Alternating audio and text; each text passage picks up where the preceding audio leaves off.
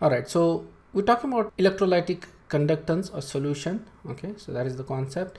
So अगर मैं metal देखता हूँ for example, okay, so metal कैसा होता है, उसमें अगर करंट बात करें तो is basically carried by electrons. Okay, तो इलेक्ट्रॉन्स कैरी कर रहे हैं मेटल में करंट. अगर इलेक्ट्रोलाइटिक सोल्यूशन देखता हूँ, okay, talking about some sort of solution जिसमें इलेक्ट्रिसिटी कंडक्ट हो रही है, so that can be either molten liquid और it can be some sort of solution, okay, जिसमें आयंस है. सो इस तरह के कोई सोल्यूशन है. तो जब मैं पैसेज ऑफ करंट करता हूँ, मैं करंट पास कर रहा हूँ, तो इस यहाँ पे आयंस जो है they are basically conducting the current. Okay, so we know that already. अब जो कंडक्शन है वो डिपेंड काय के ऊपर करता है इस केस में. It depends upon the quantity, कितने आयंस है उसके ऊपर, and then the mobility of the ions. ये दो चीज़ों के ऊपर करंट डिपेंड करता है. Okay, so not talking about this things at all. Okay, because that's fine. ये तुम्हारा वी ऑलरेडी नो कंडक्टिविटी किस तरह से आती है, अपन ने सॉलिड स्टेट में भी देखा था basically. But this is something we gonna focus on right now, electrolytic solution. तो यहाँ पे आयंस के ऊपर अपना फोकस रहेगा ये पूरे पोर्शन में बेसिकली, ठीक है ना. So you gonna talk about that. तो यहाँ पे क्वांटिटी कितनी है आयंस की और उनकी मोबिलिटी कितनी है आयंस की, उसके हिसाब से करंट फ्लो होगा. तो यहाँ पे अपन ओम्स लॉ जो है उसको देख सकते हैं basically. We are not going to use that much in this particular topic. Okay, but ये तुमको फिजिक्स में भी आता है, so should be, I think you should know this basically, और you probably already know this. Okay, so what it states is that the electric current is directly proportional to voltage and inversely proportional to resistance. So that is basically Ohm's law. Okay, I is equal to V by R. और अगर V के लिए conduct करता हूँ, V is basically the voltage potential difference is equal to I times R. Okay, so that is your Ohm's law. Next we'll talk about resistance. ठीक है ना. Resistance अपन आर से इंडिकेट करते हैं. तो आई नो कि everybody knows what the Ohm's law is, ठीक है ना, इसके बारे में ज़्यादा बात नहीं करेंगे अपन. लेकिन लेट्स टॉक अबाउट रेजिस्टेंस, ठीक है ना. तो resistance, let me just ask you, ये तुम्हारा फिजिक्स में हो चुका है क्या, current and electricity? Yes, sir. So you all know this? Yes, sir. या Yes, sir. You know that resistance Yes, sir. Is directly proportional to L by A. Yes, sir. Okay, Yes, sir. Yes, That's sir. perfect. Okay, so let's talk about resistance.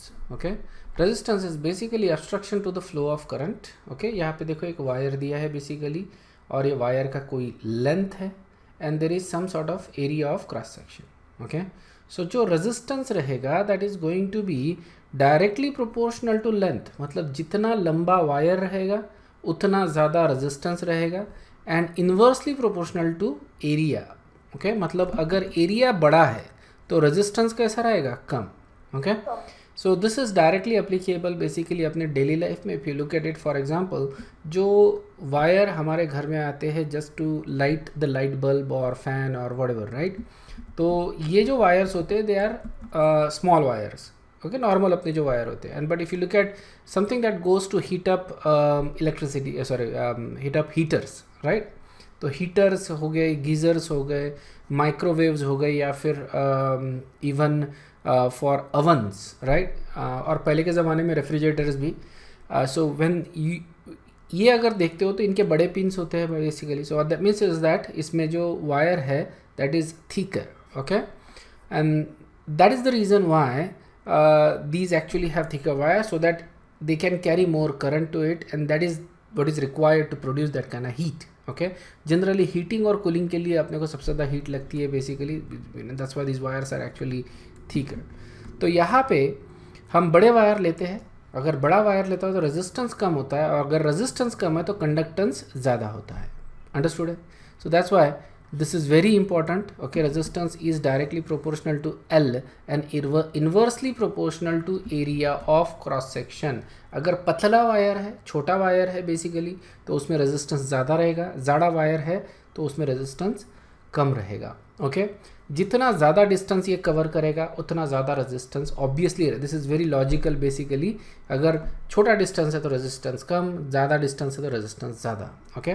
और resistance generally creates heat, isn't it, जितना ज़्यादा resistance आता है उतना ज़्यादा ये heat generate करता है, और इसी प्रिंसिपल के ऊपर सारे हीटर्स वर्क करते हैं basically.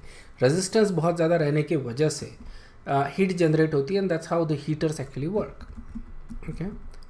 Cooler works on evaporation, coolers या फिर जैसे फॉर एग्जांपल रेफ्रिजरेशन है, it works on the principle of evaporation, so it's very different. तो प्रोपोर्शनलिटी साइन निकाल के हम कांस्टेंट लेके आते हैं, एंड दैट कांस्टेंट इज रो। रो को अपन बोलते हैं स्पेसिफिक रेजिस्टेंस या रेजिस्टिविटी, ठीक है ना।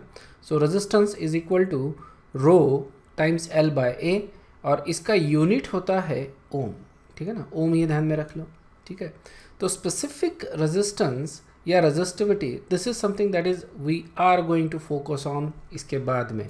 सो देखो ये जो है स्पेसिफिक रेजिस्टेंस या resistivity, it depends upon the material itself, isn't it. ये काय के ऊपर डिपेंड कर रहा है, मटेरियल के ऊपर डिपेंड कर रहा है। तो how do you define resistance या रेजिस्टिविटी, ओके। तो व्हाट इज स्पेसिफिक रेजिस्टेंस और रेजिस्टिविटी, कौन बता सकता है मेरे को? Okay, so let's say if I take a wire जिसका length is equal to 1, okay 1 centimetre लेता हूँ, and area is equal to 1 centimetre square, ठीक है।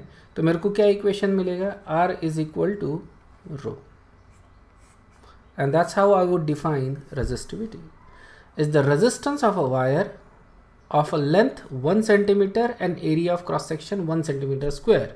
अगर मैं ये लेता हूँ तो इसको मैं क्या बोल सकता हूँ, कैन आई से 1 centimeter cube, isn't it? मतलब मैं क्या बोलूँगा, it is the resistance of a wire of 1 centimeter cube. Yes, sir. Okay? Yes, sir. Yes, sir. Alright, so that is the resistance of that particular cube. Basically अगर कोई मैं material लेता हूँ और it has a dimension of 1 centimeter cube, और उसका अगर मैं resistance measure करता हूँ, so what I get is a resistivity.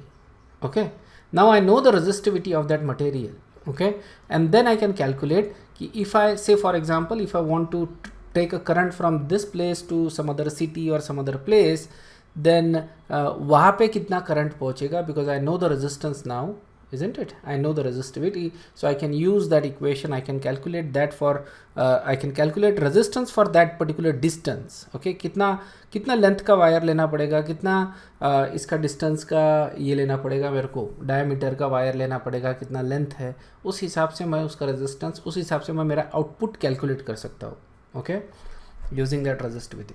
So remember it is a specific resistivity, it is a specific resistivity or specific resistance or resistivity. Specific, so what is specific about it?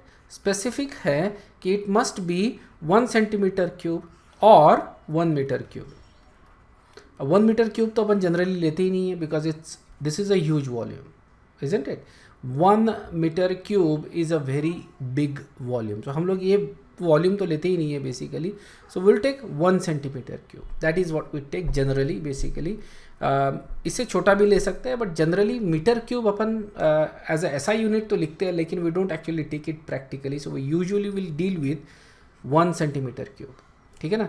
सो वो अपना specific है, इतना ही material लेना पड़ेगा if I have to consider resistivity. उससे ज़्यादा नहीं ले सकता, उससे कम भी नहीं ले सकता. हम लोगों ने रेजिस्टिविटी ऑलरेडी देखा है. So resistivity is R A by L. उसी इक्वेशन से अपन ने रो के लिए इक्वेशन जमा दिया, ठीक है ना. And then if I take 1 centimetre cube of wire, what we get is resistivity. Alright, so resistivity यहाँ पे देखो यूनिट में आसानी से निकाल सकता हूँ. ओके, रेजिस्टेंस का यूनिट होता है ओम, और A is centimetre square divided by centimetre, centimetre में ही ले रहे हैं. So what we get is ohm centimetre from this, ठीक है ना. सो यहाँ पे इमेजिन करो कि there is a cube of 1 by 1 centimetre. So इसका पूरा डायमेंशन आएगा 1 centimetre cube. Okay, so that is the cube basically, क्योंकि सारे लेंथ्स जो है दिज आर 1 सेंटीमीटर. सो इस पर्टिकुलर क्यूब का मेरे को रेजिस्टेंस निकालना पड़ेगा, that becomes the resistivity of this. Okay, I don't actually have to actually make a cube. मेरे को करना क्या है, ठीक है ना, रेजिस्टिविटी अगर निकालना है तो जो भी मटेरियल रहेगा उसका एरिया और उसका लेंथ इस इक्वेशन में डालना है, and I what I get is a resistivity. समझ में आया ना? Now this becomes a little tricky. अगर मैं सॉल्यूशन ले रहा हूँ तो सॉल्यूशन में मैं A/L कैसे निकालूंगा, that becomes a tricky part. ठीक है ना? तो ये हम आगे देखेंगे किस तरह से अपन A/L निकालते हैं फॉर अ सॉल्यूशन. ठीक है, फिजिक्स के हिसाब से तो इट्स वेरी इजी. ठीक है ना? अगर कोई मटेरियल है तो उसका लेंथ और एरिया ही मेरे को निकालना है, उसका वॉल्यूम मेरे को निकालना है बेसिकली किसी भी मटेरियल के लिए. ओके, सो A/L मैं यहाँ पे आराम से रख दूंगा, इजंट इट? तो ये तो हो जाएगा फॉर मटेरियल. लेकिन व्हाट अबाउट सोल्यूशन? सोल्यूशन का मैं एरिया और लेंथ कैसे निकालूंगा? ठीक है, समझ में आया ना? ये एक ट्रिकी पार्ट है. जब हम ये जो फॉर्मूला है ये केमिस्ट्री में अप्लाई करते हैं तो उसको अपन किस तरह से सॉल्व करते हैं वो अपन आगे देखेंगे. Okay, next is conductance. Conductance is basically opposite that of resistance. So G is equal to 1/R. Okay, so conductance ये जो होता है ये ज़्यादा कन्वीनियंट होता है basically when you speak about material. तो हमको देखो, resistance is kind of like a negative term, conductance is kind of like a positive term. कितना कंडक्ट कर रहा है ये मटेरियल. बट अनफॉर्चुनेटली हमको जब कैलकुलेट करना होता है, मतलब डिटरमाइन करना होता है, तो हम रेजिस्टेंस ही डिटरमाइन करते हैं for that material. Okay, so we determine the resistance but we convert that into conductance and speak in terms of conductance. ठीक है, इसका यूनिट भी रेजिस्टेंस का अपोजिट रहेगा पर ओम. तो इसको ऐसा भी लिख सकते, ऐसा भी लिख सकते, या फिर ऐसा भी लिख सकते. ठीक है, what I don't like is you saying mo. okay, that is not something that we should use. ठीक है ना?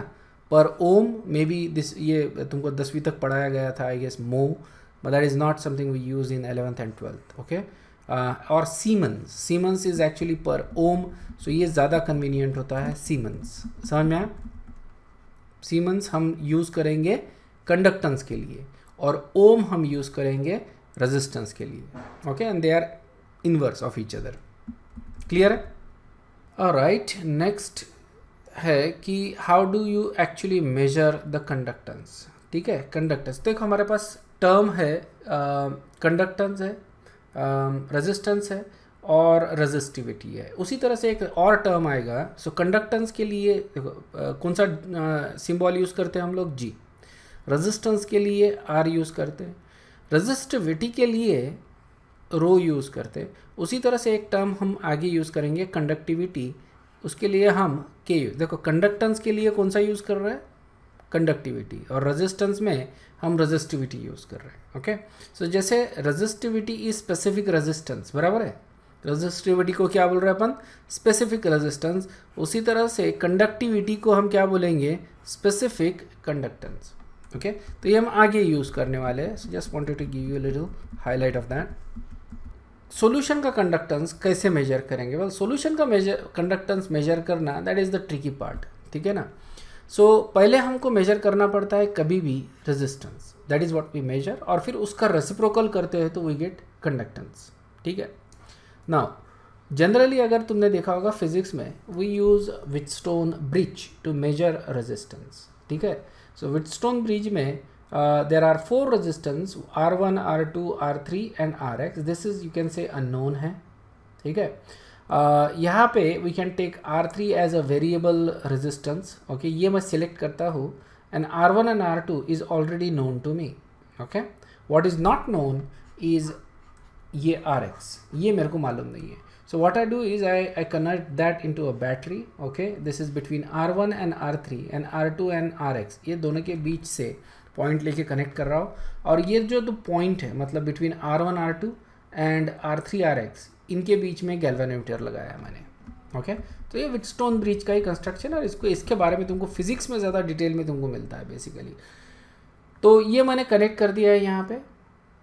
ओके, और अब मैं यहाँ पे जो वेरिएबल रेजिस्टेंस है वो सिलेक्ट करूँगा, and I will turn on the battery. Obviously कुछ ना कुछ करंट फ्लो होगा एट दिस पॉइंट, एंड जब नल पॉइंट आएगा, मतलब क्या करूँगा मैं, इसको जो वेरिएबल रेजिस्टेंस है जो व्हीटस्टोन ब्रिज में अपन एक वेरिएबल रेजिस्टेंस लेते हैं and at the same time हम जो जॉकी है उसको घुमाते हैं, रिमेंबर, या जो जॉकी की होती है उसको घुमाते हैं, तो उसमें रेजिस्टेंस चेंज होगा, ऑलराइट, और एक ऐसा पॉइंट आएगा जहाँ पे गैल्वेनोमीटर पे I will get a 0 point, okay, null point, तो ये जो काटा है ये 0 पे आ जाएगा, okay, and that is the point when these resistances are balanced. R1 R2 is equal to R3 R4. This is the reciprocal of R1 by R2 is equal to R3 by Rx.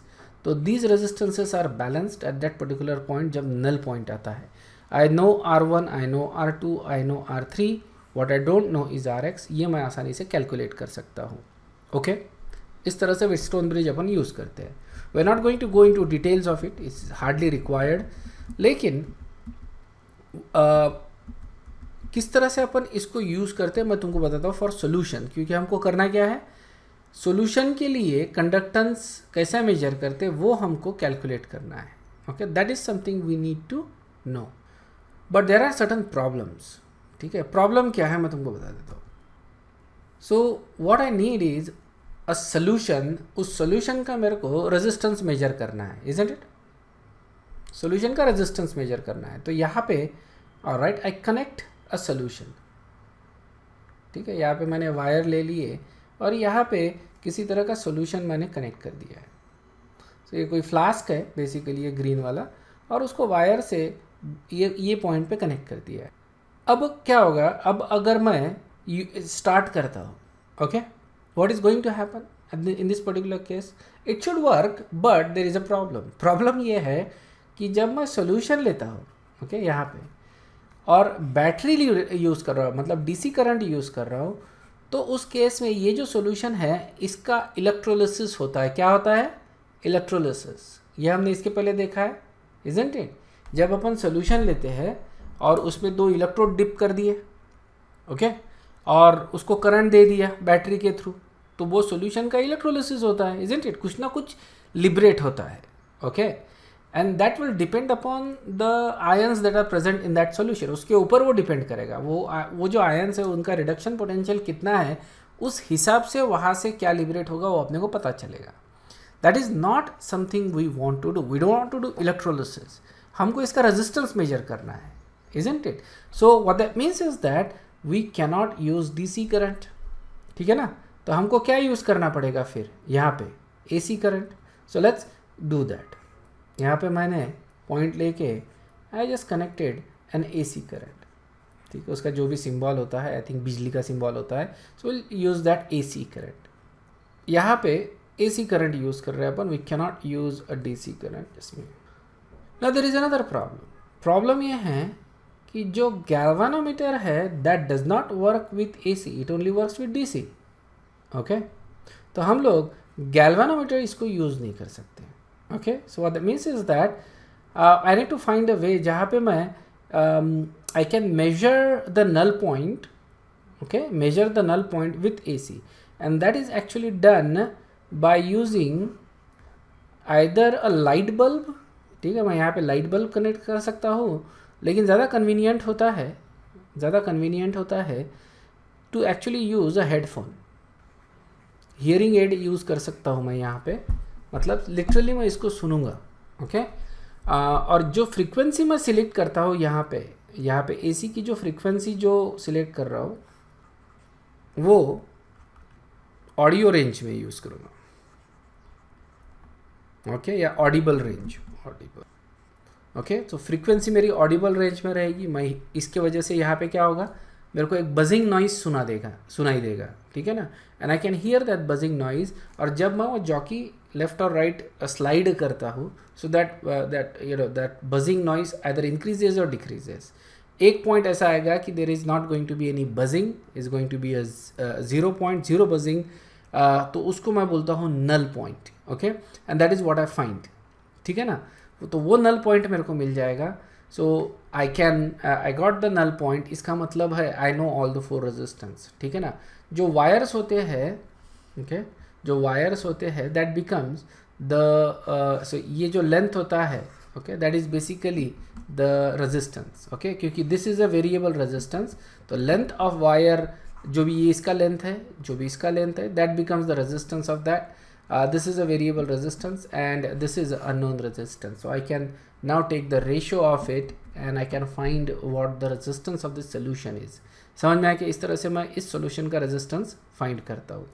Alright, so पहले मैंने metal जो था उसको निकाल दिया, उसकी जगह मैंने solution join किया, ठीक है ना. जैसे solution join करता हूँ I realize कि यहाँ पे electrolysis हो रहा है क्योंकि battery connected है.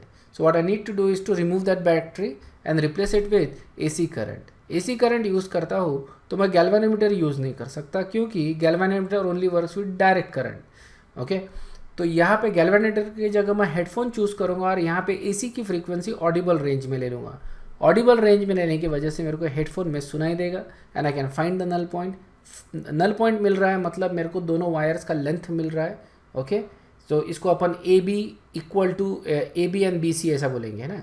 सो this is basically a wire connected है, बेसिकली पूरा इसका डायग्राम दिखा दूंगा आगे. So let's say this is the null point, so this is basically point A B and this is C. So A C, okay, over C B, that is the resistance on one side and then that is equal to R3 by RX. Understood? So इस तरह से मैं निकाल सकता हूँ. So these are basically length of the wire. R3 मेरे को मालूम है variable resistance and RX is the unknown resistance. ये मैं आसानी से निकाल सकता हूँ. तो ये अपने प्रॉब्लम्स है, problems with Wheatstone bridge. Okay, for solution DC current नहीं यूज़ कर सकते, अल्टरनेट करंट यूज़ करना पड़ेगा. तो अल्टरनेट करंट में अपन क्या करते हैं, ऑडिबल रेंज में फ्रीक्वेंसी यूज़ करते, which is that you don't need to remember this, ये याद रखने की ज़रूरत नहीं है. और हेडफोन यूज़ करते इंस्टेड ऑफ गैल्वेनोमीटर, क्योंकि गैल्वेनोमीटर अपन यूज़ ही नहीं कर सकते. Okay, so that is how we solve the problem. And then we can use R1 by R2 equal to R3 by RX. R1 और R2 जो है this are basically length of the wire. Okay, और ये इस तरह से अपन निकालेंगे. मैं तुमको थोड़ी देर में दिखा दूंगा इसको किस तरह से अपन निकालते हैं. कंडक्टिविटी जो है that is the last term for this one. Alright, so अभी अपन कंडक्टिविटी के बारे में बात करेंगे. So 1 second. ऑलराइट, रेजिस्टिविटी अपन ने देखा is R A by L, बराबर है ना. ऑलराइट, और कंडक्टिविटी इज जैसे another factor is basically conductance is 1 by R. ये दो चीज़ें तुमको ध्यान में रखनी है. ओके, तो ये दो चीज़ें तुमको ध्यान में रखनी है. कंडक्टिविटी जो है, ओके, उसको अपन रेजिस्टिविटी का इन्वर्स बोल सकते हैं. ओके, जैसे conductance is inverse of resistance, उसी तरह से conductivity which is also specific conductivity, isn't it, is a inverse of resistivity. Okay, और रेजिस्टिविटी का जो यूनिट होता है ओम सेंटीमीटर होता है फ्रॉम दिस, या तो कंडक्टिविटी का यूनिट क्या रहेगा, पर ओम पर सेंटीमीटर, और पर ओम को हम बोलते हैं सीमेंस, तो ये हो जाएगा सीमेंस पर सेंटीमीटर. ठीक है, सो आइदर दिस और दैट, दोनों चीज़ें तुमको ध्यान में रखनी है. और रो के जगह मैं ये इक्वेशन लिख दूंगा. ओके, रो के जगह इस इक्वेशन में, so k is equal to 1 by rho.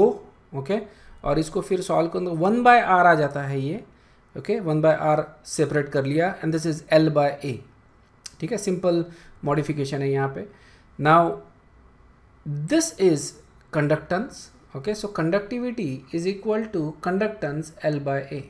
Okay, सो ये इक्वेशन और ये इक्वेशन देखो, कंपेयर करो. Okay, resistivity is resistance time A by L और conductivity is equal to conductance times L by A. मतलब यही टर्म जो है वो इन्वर्स हो रहा है, isn't it? रेजिस्टेंस की जगह कंडक्टिविटी आ गया, रेजिस्टिविटी की जगह कंडक्टिविटी आ गया, रेजिस्टेंस की जगह कंडक्टेंस आ गया. Okay, and because of that ये जो टर्म है ये इन्वर्स हो गया. तो it becomes easier to actually remember this equation without actually causing lot of confusion. Understood है? Is this clear? सो ये जो टर्म है यहाँ पे L by A. Okay, L by A इसको अपन बोलते हैं सेल कांस्टेंट. ओके, थोड़ी देर में पता चल जाएगा एग्जैक्टली है क्या, लेकिन ये तुमको ध्यान में रखना है obviously. Okay, L by A is a cell constant, तो इसको मैं जी स्टार से इंडिकेट करता हूँ। सो अगर मैं यहाँ पे जी स्टार रखता हूँ तो ये हो जाता है conductivity is equal to conductance times cell constant, okay, G times ji star. सबसे आसान इक्वेशन है याद रखने में, K is equal to G star, sorry, okay, conductivity is equal to G star. Clear है ना? Becomes very easy to actually remember the equation, ठीक है। G star is equal to, ध्यान में रखना, एल बाय ए, इसको अपन क्या बोल रहे हैं, सेल कांस्टेंट, ठीक है ना, सेल कांस्टेंट थोड़ी देर में पता चल जाएगा, ओके। सो रिमेंबर रेजिस्टेंस का इनवर्स है कंडक्टेंस, ओके। रेजिस्टेंस से रिलेटेड जो टर्म होता है दैट इज स्पेसिफिक रेजिस्टेंस, वो होता है रेजिस्टिविटी, ओके, और उसी का इन्वर्स होता है कंडक्टिविटी, ओके। तो हमने रेजिस्टिविटी के लिए भी टर्म ढूंढा है। ये सारे इक्वेशंस तुमको मालूम रहनी चाहिए because they ask resistance, resistivity, conductance, conductivity, कुछ भी पूछ सकते हैं। You just need to know these equations, are basically 4 equations, so you should remember this. Along with this equation at the final, conductivity is equal to G star, ठीक है, and conductivity is also equal to 1 by rho. Rho तुमको already मालूम है तो उससे तुम आसानी से ये डिराइव कर सकते हो, okay. So make sure that you know this particular equations. Alright, so अभी अपन ने जो निकाला दैट वाज सेल कांस्टेंट, ठीक है ना, सेल कांस्टेंट। अब सेल कांस्टेंट ये चीज़ ऐसी है कि जैसे मान लो I take a Wheatstone bridge, ठीक है ना, वहाँ पे मेरे को कोई सोल्यूशन लगाना पड़ेगा for resistance, to measure the resistance of that solution, बराबर है ना। तो कोई सोल्यूशन लगाना पड़ेगा। अब सोल्यूशन बोले तो कोई ना कोई स्पेसिफिक चीज़ होनी चाहिए ना, isn't it?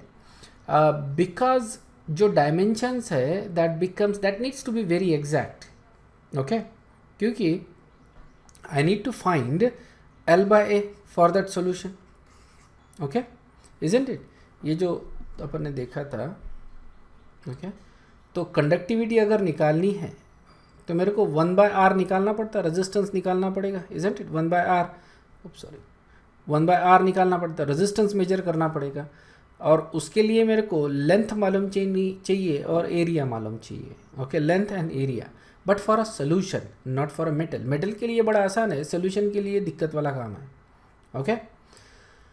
So what I need to do is to prepare a cell, इस तरह का सेल कि जो वेरिएबल्स है that becomes constant throughout, मतलब उस सेल में मैं कोई भी सॉल्यूशन डालता हूँ तो जो भी वेरिएबल्स रहेंगे उसके, ओके, वो वेरिएबल्स कांस्टेंट हो जाते हैं, so I don't get a difference, understood? So जैसे फॉर एग्जांपल हमने स्टैंडर्ड हाइड्रोजन इलेक्ट्रोड चूज़ किया और सारे वैल्यूज उससे कंपेयर किए, so that is our standard, isn't it? उसी तरह से when I do this particular thing, मेरे को एक स्टैंडर्ड चाहिए ताकि जो भी वेरिएबल्स आते हैं वो सारे निगेट हो जाते हैं, कैंसिल हो जाते हैं, and I get a relative value which is accurate. That is the idea. So what I need is to figure out a way to do this, or to calculate L by A every single time without actually having variables in it. Okay. So उसके लिए मैं क्या करता हूँ, conductivity cell बनाता हूँ, design करता हूँ, ठीक है। This are specific dimension, specific width, dimension, everything, this are specific electrodes in it, तो सारे चीज़ें मैं फिक्स करता हूँ, ठीक है। कंडक्टिविटी सेल बनाता हूँ और इस सेल में कोई सोल्यूशन डालता हूँ, ठीक है, और ये सोल्यूशन मैं कनेक्ट कर सकता हूँ to the Wheatstone bridge. You can see that, जैसे ये एनोड है, ये कैथोड है, और इसको मैं कनेक्ट कर रहा हूँ टू द व्हीटस्टोन ब्रिज, ठीक है ना, यहाँ से मैं उसमें सोल्यूशन ऐड कर सकता हूँ। So we design conductivity cell जिसमें सारी चीज़ें क्या रहेगी, स्पेसिफिक रहेगी, फिक्स्ड रहेगी, okay, and as a result of that I can do that, I can connect this, इसको फिर मैं लेके कहाँ कनेक्ट कर दूंगा, व्हीटस्टोन ब्रिज में कनेक्ट कर दूंगा, and I am done, okay. सो ये भी कंडक्टिविटी सेल है, ये भी कंडक्टिविटी सेल है, दोनों basically they are same, this is horizontal, this is vertical, that's all. तो होता क्या है कि इसमें जस्ट हैज़ अ, जैसे यहाँ पे देख सकते हो कि वायर्स आ रहे दो और नीचे में प्लैटिनम प्लेट्स है, okay. So they are this platinum plates जो प्लैटिनाइज किया गया है, मतलब प्लैटिनम ब्लैक से इसको कोट किया गया है to increase the surface area. Same thing here, okay, दोनों इलेक्ट्रोड को प्लैटिनाइज किया गया है, and so how do I measure the L by A, that is very tricky, okay. Area मेरे को इंडिविजुअल प्लेट के लिए मेजर करना पड़ेगा, and then the distance, okay, that is L. So that is very tricky to do in both cases, okay, क्योंकि मेरे को पहले सेल डिज़ाइन करना पड़ेगा और उसके बाद फिर इसको मेजर करना पड़ेगा with high accuracy, which is very difficult to do. Not that it can not be done, it just थोड़ा सा डिफिकल्ट होता है ये, okay. But there are other ways of doing it. मतलब you just have to measure the cell constant. ऐसा बोला नहीं गया है कि तुमको एरिया और लेंथ ही मेजर करना है. अगर तुम सेल कांस्टेंट डायरेक्टली मेजर कर सकते हो, मतलब that is the ratio between A by L, तो भी काम बन जाएगा ना, okay. So what I need to, जब अपन सेल कांस्टेंट डिटरमाइन करेंगे तो ये बहुत ज़्यादा एक्यूरेट रहेगा. तो इसमें जो वेरिएबल्स है ये सारे के सारे वेरिएबल्स निगेट हो जाते हैं basically, alright, rather than just measuring L by A. तो यहाँ पे मैं ज़्यादा एक्यूरेसी पे जा रहा हूँ basically, okay. By the way, even if you measure the area A and L accurately, even then जो बाकी के वेरिएबल्स है वो चेंज होते रहेंगे फॉर एवरी सिंगल सेल. और फिर ये तुमको हर सेल के लिए मेजर करना पड़ेगा, हर कंडक्टिविटी सेल के लिए. Every time you put a solution in their, ये तुमको एक्यूरेटली मेजर करना पड़ेगा. That becomes a little tricky part, ठीक है ना. सो इसलिए हम लोग इनडायरेक्ट मेथड यूज़ करेंगे, तो ठीक है. So what I need to do now is, क्योंकि अगर मेरे को कंडक्टिविटी या रेजिस्टिविटी या कोई भी चीज़ अगर मेजर करनी है, ओके, तो उसके लिए मेरे को ये जी स्टार मेजर करना पड़ेगा. और जी स्टार मेरे को, मतलब this is the cell constant, ये किस तरह से मेजर करते हैं. एक बार ये अगर मेजर कर लेता हूँ मैं, अगर उस सेल का मेरे को सेल कांस्टेंट मिल जाता है, then I can simply measure 1/r resistance, ठीक है ना. दैट गिव्स मी कंडक्टेंस, उससे मेरे को कंडक्टिविटी मिल जाएगी, ठीक है. तो कंडक्टिविटी ऑफ द सोल्यूशन ये हमारा बेसिकली हाईलाइट होता है, क्योंकि अपन जब प्रॉब्लम्स देखेंगे न्यूमेरिकल्स, तो उसमें तुमको दिखेगा काफ़ी प्रॉब्लम है, तुमको कंडक्टिविटी दी है, ओके. सो कंडक्टिविटी से तुमको बाकी चीज़ें निकालनी होती है. In some cases you will be given resistivity दी है तो 1/ρ कर लो तो तुमको कंडक्टिविटी मिल जाएगी. But in any case for further calculation you gonna need cell constant. तो देखो सेल कांस्टेंट कैसा निकालते हैं. सो सेल कांस्टेंट क्या करेंगे हम लोग कि एक ऐसा सॉल्यूशन लेंगे, स्टैंडर्ड सॉल्यूशन, जिसकी कंडक्टिविटी मेरे को ऑलरेडी मालूम है, ठीक है ना, जिसको मैंने ऑलरेडी मेजर किया है विथ हाई एक्यूरेसी, ओके. और काफ़ी रीडिंग्स लेके उसका एवरेज निकाल लिया है. So I know the value of this solution with high accuracy. ऐसा सोल्यूशन लूँगा मैं, and this can be solutions of KCl solution लूँगा. I can take various different solution, 0.01 molar ले सकता हूँ, 0.1 मोलर ले सकता हूँ, या 1 मोलर सोल्यूशन ले सकता हूँ for various different solutions, okay. Obviously जो वैल्यू है in all this cases, rho की वैल्यू जो आती है that is always going to be constant, या के की वैल्यू जो आती है that is always going to be constant, because it is specific resistance और स्पेसिफिक कंडक्टिविटी. ये चेंज नहीं होगी, isn't it, for all the solutions. तो आई मीन इसकी, जैसे इसकी एक स्पेसिफिक वैल्यू रो की रहेगी या के की रहेगी, इसकी एक वैल्यू रहेगी, इसकी एक वैल्यू, ऐसा नहीं कि तीनों की वैल्यू सेम आ रही है. What I am saying is कि वॉल्यूम चाहे जो भी लो, तो रो और के की वैल्यू हमेशा कांस्टेंट आएगी, बिकॉज जो रो है that is basically a cell constant is. इसको अपन ने रेजिस्टेंस ऑफ 1 सेंटीमीटर क्यूब इस तरह से अपन डिफाइन किया है. So that always going to be constant because final volume is always 1 centimetre cube, okay. It's always doesn't matter what the volume you take, okay.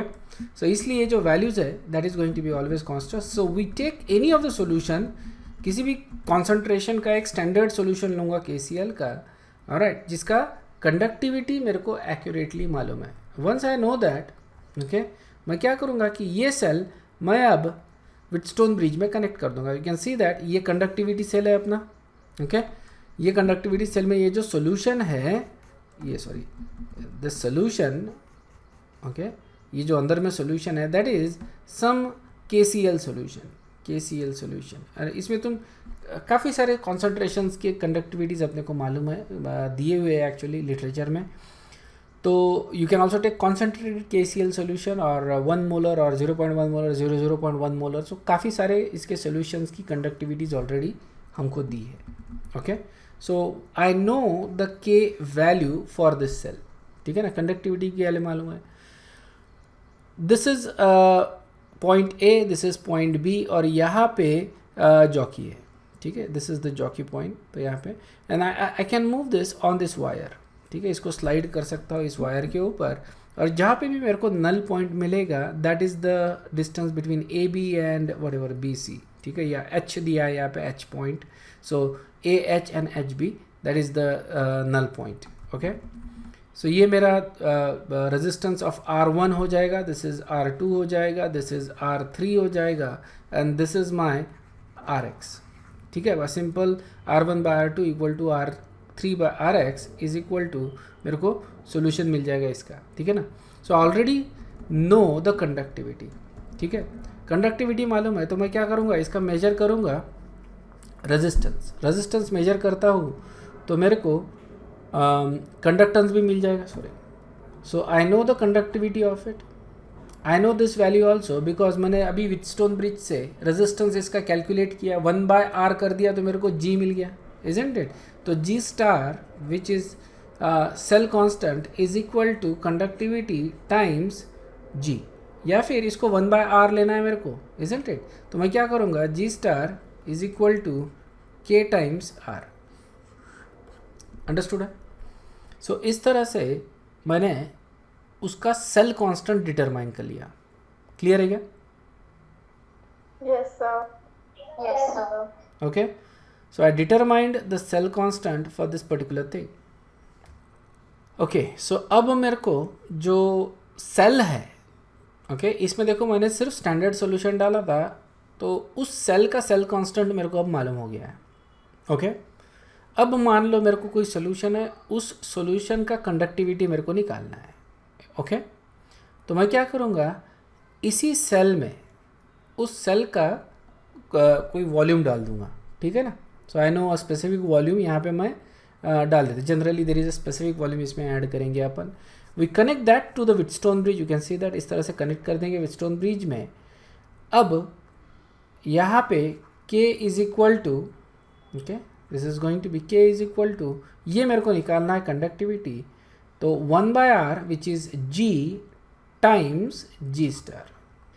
ये जो सेल कांस्टेंट है ये मेरे को ऑलरेडी मालूम है, क्योंकि मैंने डिटरमाइन किया है बाय पुटिंग अ सैचुरेटेड, और जो भी एक स्टैंडर्ड सॉल्यूशन लेके उसका सेल कांस्टेंट मैंने निकाल लिया है, अंडरस्टूड है। This basically determines not for the solution, जो जी स्टार होता है that is not for the solution, that is for the cell. Remember g star is equal to nothing but L by A. So g star क्या है, L by ए है। तो ये मेरे को, so this is specific to the cell itself, ठीक है, इसमें अंदर क्या है इससे कोई लेन देन नहीं है, basically that is for the cell. तो 1/r टाइम सेल कांस्टेंट मेरे को क्या मिलेगा, उस सॉल्यूशन का conductivity, which is what I needed to find, understood है। किस तरह से मैंने कंडक्टिविटी को फाइंड किया है for an unknown solution.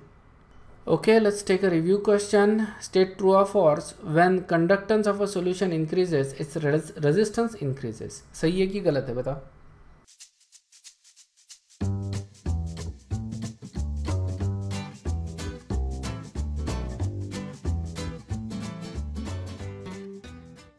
Alright, so that is actually false. Conductance और resistance का relationship कैसा है, inverse. नेक्स्ट जो टर्म है हमारे लिए that is molar conductivity. Okay, so take a guess, basically molar conductivity क्या होगा, that is going to be conductivity of a molar solution. Okay, so that is what we call as a molar conductivity. देखो conductivity जो है of a solution, it is different for different electrolytes, and ये अलग अलग temperature पे differ कर सकता है। सो बेसिकली हम लोग ये बाकी चीज़ें तो कांस्टेंट रखें। सो बेसिकली जो टेम्परेचर है that is always kept constant eight 25 degree Celsius, but obviously it will depend upon charge and size of the ion, क्योंकि चार्ज और साइज से चार्ज डेंसिटी मिलती है, और उसी के वजह से कंडक्टिविटी, मोबिलिटी जो आयन होती है, it depends upon the charge density. ये हमने एस ब्लॉक में देखा, isn't it, ग्रुप 1 ग्रुप 2 के आयंस के मोबिलिटी में। So it depends upon the charge density of the ion. So lithium की मोबिलिटी बहुत कम है, सीजियम की ज़्यादा है, so on and so forth. Okay, and then the concentration of the ions, इसके ऊपर भी डिपेंड करता है। ज़्यादा आयंस है ऑब्वियसली तो ज़्यादा मोबिलिटी मिलेगी अपने को, मतलब ज़्यादा कंडक्टेंस मिलेगा, isn't it। तो it depends upon these things. Okay, conductance ज़्यादा है तो कंडक्टिविटी भी ज़्यादा रहेगी। So that's what we think, isn't it? लेकिन देखो रिलेशनशिप किस तरह से बनते हैं आगे अपन देखेंगे. सबसे पहले अपन सिर्फ मोलर कंडक्टिविटी को डिफाइन करते हैं, and then we gonna look at what happens when you increase the concentration और डिक्रीज द कॉन्सेंट्रेशन. तो what happens to the conductivity, molar conductivity, conductance, ये सारी चीज़ें क्या होती है वो देखेंगे. ऑलराइट, लेकिन इट डिपेंड्स अपॉन, ओके, जो conductivity depends upon the charge and size of the ions, and it also depends upon the concentration of the ions. Okay, तो देखो मोलर कंडक्टिविटी जो है उसको अपन डिफाइन करेंगे इस तरह से. The conducting power of all the ions produced in the solution bye dissolving 1 mole of an electrolyte in the solution. ठीक है ना, अगर मैं 1 मोल ऑफ इलेक्ट्रोलाइट डिसॉल्व करता हूँ किसी सॉल्यूशन में, so what I get is a molar conductivity. What I want you to notice, यहाँ पे ध्यान से देखो, यहाँ पे नोटिस क्या करना है, it is not actually a molar solution. Is this a molar solution? क्या हमने इसको बोला है 1 लीटर का 1 mole of electrolyte in 1 litre of solution? ऐसा नहीं बोला है ना, बराबर है कि नहीं? यस और no? Yes, sir. Okay, this is obviously this is a 1 mole of electrolyte, okay, but it is not actually a molar. So इसको अपन molar solution इसलिए बोल रहे हैं because there is 1 mole of electrolyte in it, and that's why we calling it as a molar solution, a molar conductivity. But it's not a molar solution, just 1 mole of electrolyte in there. ठीक है, तो ये थोड़ा सा notice करो क्योंकि ये आगे अपने को समझ में, क्योंकि otherwise this actually creates a lot of problem.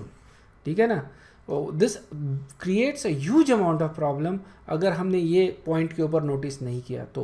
Okay, it's not actually a molar solution, it's not 1 molar concentration. Okay, just a solution जिसमें 1 मोल ऑफ इलेक्ट्रोलाइट है, उस सॉल्यूशन के कंडक्टिविटी को, मतलब जितने भी आयंस है वो सारे आयंस के कंडक्टिंग पावर को हम क्या बोल रहे हैं, मोलर कंडक्टिविटी. ओके, मतलब उस सॉल्यूशन की जो कंडक्टिविटी रहेगी वो. और इसको लैम्बडा एम से अपन इंडिकेट करते हैं. देखो इसको अगर डिटरमाइन करना है, so lambda m is equal to k by c. यहाँ पे जो लैम्बडा यूज़ कर रहे हैं इसको अपन कैपिटल लैम्बडा बोलेंगे. ठीक है, या बड़ा लैम्बडा बोल दो या कैपिटल लैम्बडा बोल दो. Lambda m is equal to k by c. K क्या है, कंडक्टिविटी. ओके, और स्पेसिफिक कंडक्टेंस, ध्यान में रखना, के इज कंडक्टिविटी और स्पेसिफिक कंडक्टेंस, मतलब कि conductance of a solution of 1 centimetre cube, isn't it? जैसे रेजिस्टिविटी को डिफाइन किया था वैसे ही कंडक्टिविटी को डिफाइन करना है. अगर मैं 1 सेंटीमीटर क्यूब का सॉल्यूशन लेता हूँ या क्यूब लेता हूँ बेसिकली, और उसका अगर मैं कंडक्टेंस डिटरमाइन करता हूँ, so that is going to be conductance, that is going to be conductivity. Okay, और तुम इक्वेशन से इसको आसानी से समझ सकते हो. और C is the concentration. Okay, C is the concentration. यहाँ पे कॉन्सेंट्रेशन हम मोलारिटी में ले रहे, ओके, M ले रहे basically. So molar conductivity is conductivity times 1000 divided bye M. ठीक है, तो ये होता है मोलर कंडक्टिविटी, ध्यान में रख लो. ओके, मोलर कंडक्टिविटी का ये इक्वेशन ध्यान में रख लो. What I need is concentration. Okay, generally molarity में ही दिया होता है अपने को. This is the concentration of the solution, that is the conductivity, and 1000 is basically जो अपन लीटर में यूज़ करते हैं. ओके,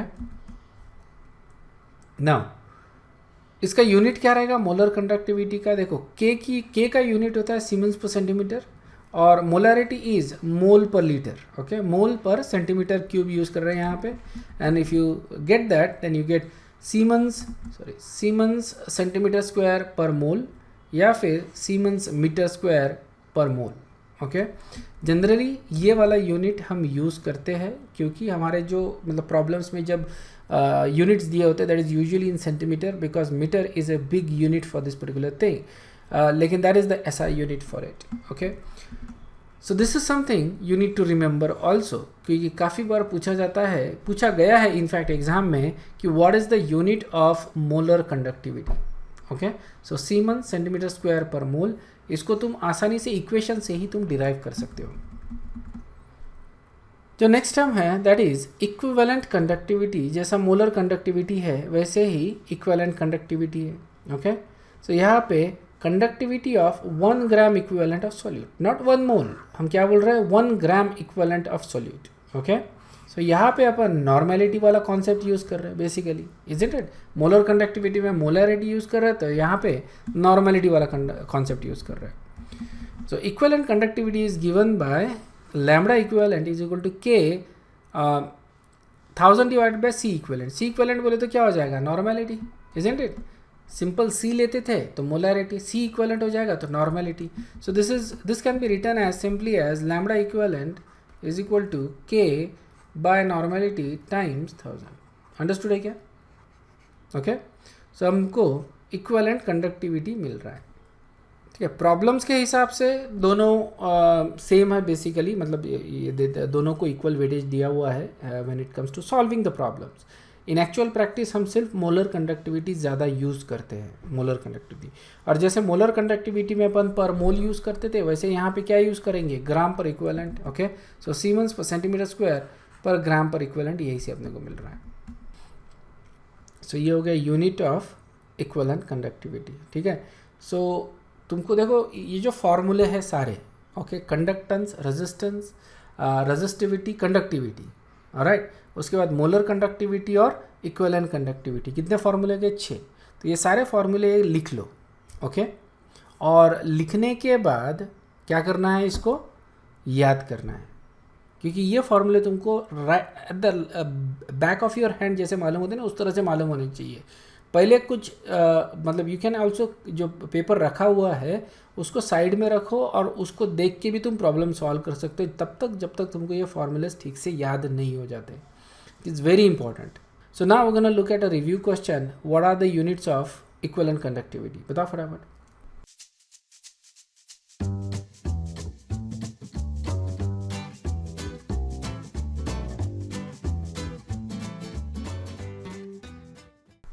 सी, ऑलराइट। सो इसेंशियली हमने देखा इसका जो यूनिट होता है सीमेंस, सेंटीमीटर स्क्वायर, ग्राम, इक्विवेलेंट, ओके। ये अपन ने जस्ट अभी देखा, सीमेंस होता है पर ohm basically, alright. Relationship between molar and equivalent conductivity देख लेते हैं, ओके। सो जो आयंस है, okay, negative ions, let's say that you know these are the numbers of negative and positive ions, okay. Cations और anions का number कैसे indicate कर रहे हैं, n प्लस और n माइनस से, okay, for one molecule of electrolyte. और उसी तरह से चार्जेस अपन डिटरमाइन करते हैं कि let's say z plus and z minus, these are the charges per cation per anion, ठीक है ना। जैसे फॉर एग्जांपल एल्युमिनियम सल्फेट ले लो, ठीक है ना। एल्युमिनियम सल्फेट में n plus is equal to, लिखा ही है already, sorry, n plus is equal to +2, n minus is equal to 3, बराबर है। यहाँ से 2 एल्यूमिनियम आयन और 3 सल्फेट आयन है, वो पता चल रहा है। Next is the charge, okay. So charge है, कैटायंस के ऊपर +3 का चार्ज है और अनायंस के ऊपर दैट इज ट्रू, -2 का चार्ज है, ठीक है। Now if you take a product of these things, okay, so cation का total charge, okay, so ये आएगा, product is 6, और anion का total charge लेता हूँ मैं, तो product आएगा 6, मतलब positive and negative charges are equal, so the molecule is neutral, ठीक है। इस तरह से अपन ये determine कर रहे हैं। so total number of positive charges equal to total number of negative charges in a solution, okay। तो जो अपन डिटरमाइन कर रहे हैं कि conductivity is equal to 1000 times molar conductivity, okay, times positive charge total, okay, total positive charge is equal to conductivity times this, okay. So यहाँ पे okay, so what we are doing is, अगर मैं यहाँ पे molar conductivity लेता हूँ तो मेरे को टोटल नंबर ऑफ चार्जेस से मल्टीप्लाई करना पड़ेगा, isn't it, दोनों इसको। so that is going to be equal to, this is equivalent conductivity, okay, conductivity times this। so ये समझ में आया क्या, okay, this should be equal to that, okay, क्योंकि यहाँ पे अपन मोलरिटी ले रहे हैं, मोलर कंडक्टिविटी, और यहाँ पे ये ले रहे हैं। इक्विवेलेंट कंडक्टिविटी के लिए हम बोलेंगे molar conductivity divided by positive और नेगेटिव चार्जेस, ठीक है ना। Either you take positive charges total या total negative charges, which is nothing but molar, that is nothing but n factor, okay. n factor अपन बोलते हैं बेसिकली टोटल पॉजिटिव या total negative charge, isn't it. So essentially for aluminium sulphate n factor is actually 6, ठीक है। तो ये electrolyte के हिसाब से डिपेंड करेगा। सो हम बोल सकते हैं कि equivalent conductivity is equal to molar conductivity by n factor. तो इक्विवेलेंट कंडक्टिविटी अगर मेरे को निकालनी है, ओके, तो यहाँ पे इक्वलेंट कंडक्टिविटी की जगह मैं क्या लिखूँगा, molarity times n factor which is nothing but normality, ठीक है ना, this is nothing but normality, तो यहाँ पे मैं नॉर्मेलिटी भी यूज़ कर सकता हूँ। क्लियर है क्या? ऑलराइट, सो इक्वलेंट कंडक्टिविटी जैसे अपन ने मोलर कंडक्टिविटी में मोलरिटी यूज़ किया था, वैसे ही इक्वलेंट कंडक्टिविटी में क्या यूज़ कर रहे हैं, normality. Okay Yes, sir. Yes, sir. Okay Yes, sir. ठीक है, so I think we are out of time. Okay, ये एक प्रॉब्लम देख लेते हैं अपन and then will stop. Okay, so example देख लो किस तरह से अपन प्रॉब्लम इसमें सॉल्व कर सकते हैं। The equivalent conductance of point 1, okay, equivalent conductance दिया है, ओके, मतलब नॉर्मेलिटी दी है यहाँ पे, मतलब ये क्या हो गया, okay, this of an electrolyte is दिया, सॉरी ये तो कॉन्सेंट्रेशन हो गया, this is equal to concentration, okay, that is nothing but concentration.